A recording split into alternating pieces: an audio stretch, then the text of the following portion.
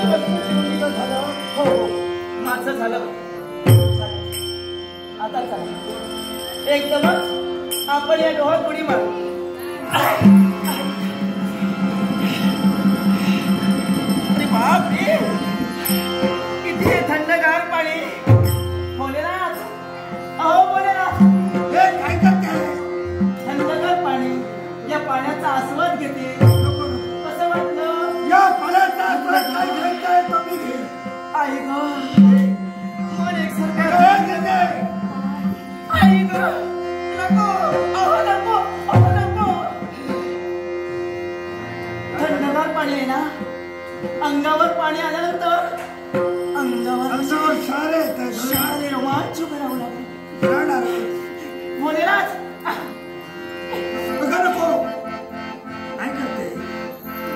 अहो असंच केलं पाहिजे कित्येक दिवसाला वेळेला क्षणीचं सोनं उष्मा वाढलाय ना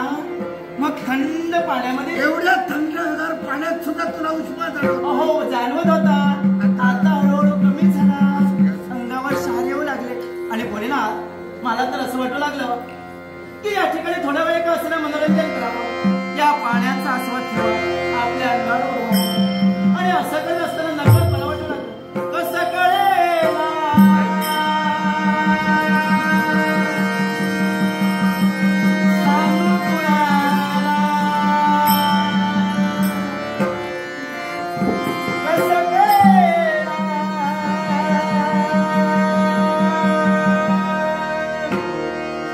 सांगू कुणाला